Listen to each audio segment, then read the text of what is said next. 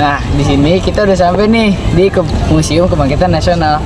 Jadi, ayo kita jelajahin.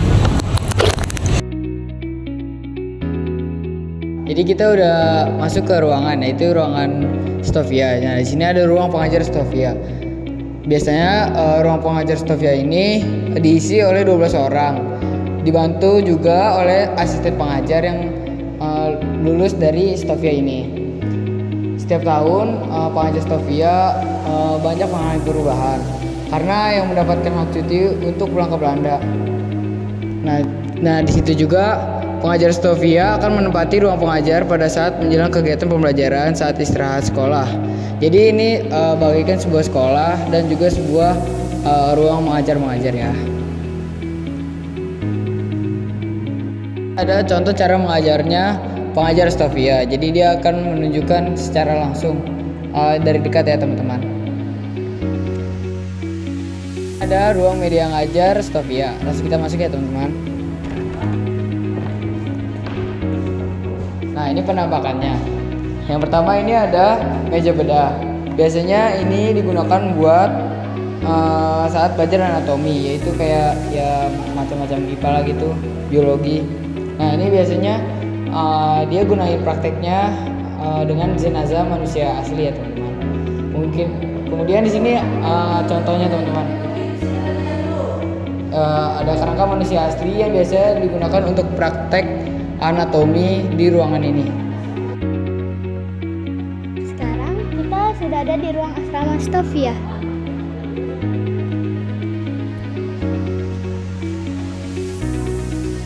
Pada 1 Maret 1902, kegiatan pendidikan kedokteran pindah ke gedung Schooltoet Opleiding for Intelligence Artsen atau Stovia atau Sekolah Pendidikan Dokter Bumi Putra. Gedung Stovia dirancang untuk memenuhi semua kebutuhan para pelajar, sehingga dilengkapi dengan beragam fasilitas pendukung kegiatan pendidikan.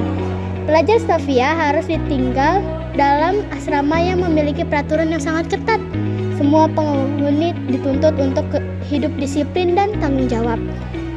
Aktivitas para pelajar diawasi oleh pengawas asrama yang dipanggil Supos, yang setiap malam keliling asrama untuk memeriksa kondisi ruangan dan penghuninya. Bisa dilihat ini ada kamar-kamarnya.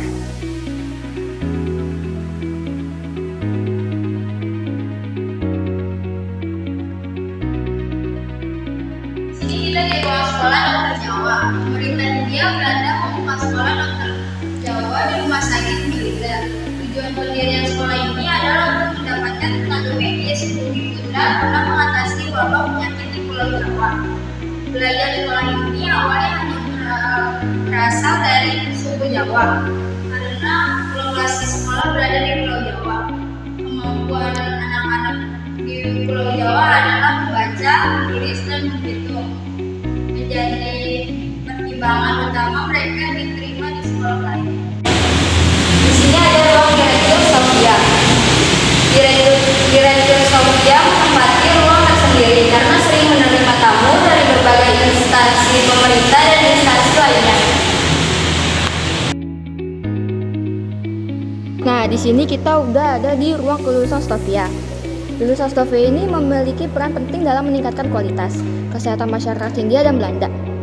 Kerja keras dan dilindasi rasa ikhlas menjadi etos kerja yang melekat dalam diri mereka, sehingga praktik pengobatan yang dilakukan tidak menetap tarif biaya dan tidak membebankan pasien. Para dokter lulusan Stovia ini bukan hanya berjasa bagi dunia kesehatan saja, tapi juga sangat berpengaruh pada kebangkitan nasional. Nah, di sini juga kita bisa melihat kelompok dokter perempuan Indonesia yang bernama Maris Thomas yang lahir di Kopang pada 17 Februari 1896. Maria adalah sosok yang penuh talenta dengan berbagai pencapaian yang ia terima dalam karirnya sebagai dokter, termasuk spesialisnya dalam bidang ginekologi dan kebidanan. Nah, kemudian di sini juga ada Profesor Jonas Andreas Latumeken. Ia merupakan seorang ahli jiwa Indonesia. Dia lahir di Ambon, Maluku pada tahun 1888. Ia masuk Stovia pada 10 Januari 1903 dan lulus 19 Agustus 1911. Selanjutnya, ia melanjutkan studi ke Belanda dan meraih gelar doktoral medis pada tahun 1925. Nah, di belakang aku juga ada kelulusan Stovia pada tahun 1902 sampai 1926. Lihat ya teman-teman. Kali ini kita akan memasuki ke ruangan Memorial Budi Utomo. Ruang Memorial Budi Utomo menjadi saksi dari peristiwa terbentuknya organisasi Budi Utomo pada tahun 1908. Berikut ini cerita Gunawan Mangunkusumo. Tentang peristiwa tersebut, tepat pukul 9 pagi semua sudah berkumpul. Pemuda Sutomo mulai berbicara dan menjelaskan maksud dan tujuan pertemuan pagi itu. Beliau mengemukakan gagasan dan cita-citanya secara singkat, terang, dan jelas. Selesai, Sutomo bicara, reaksi dari peserta hebat sekali. Semua bertepuk tangan, gegap gempita. Tanda setuju sepenuhnya gagasan Sutomo dan teman-teman.